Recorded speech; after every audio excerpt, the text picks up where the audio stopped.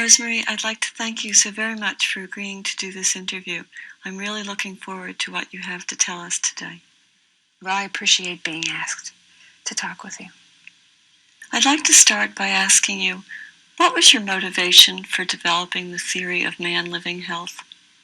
I think the ideas underpinning the theory really grew in me over time. I think they began long ago when I was a child. I had wonderful parents and a good, strong family, and my values for the human being and the dignity of being human grew from that time. So I think all through my educational process, I developed those values. But I can remember as an undergraduate student having this gnawing awareness that the medical model was limited as a guide for nursing practice. And I raised questions like, why do people not follow health teaching? And like, why do some people who do not get well? And so these ideas and questions perplexed me as I practiced and as I guided students. And so I was searching for a framework from which to practice nursing that connected with my values of the human-to-human relationships. I'd like to ask what influenced you, what led you to the assumptions that underlie your theory? I read widely, and I found that Martha Rogers' work was very consistent with my own views, particularly the area where she talked about the human-environment mutual process.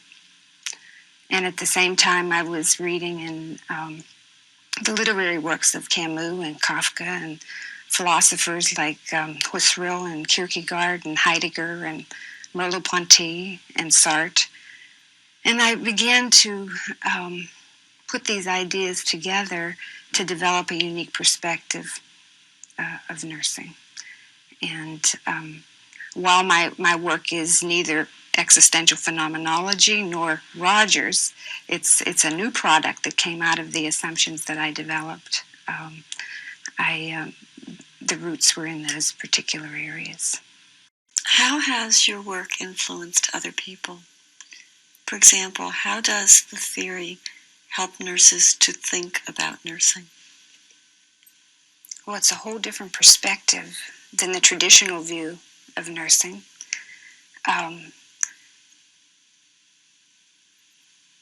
Its basic view about human beings is different. It's built on the assumption that human beings co-author health. It's built on the assumption that the human-environment relationship is a mutual process, not cause-effect. So it's a whole different perspective, a whole different way of thinking about being human. This particular view calls out a different kind of practice and a different kind of research. If you believe the person is co-author of health, then the nurse is not the authority figure in relation to the changing of health. The person is. So it's a view of nursing that puts the focus on the person's own way of being and becoming.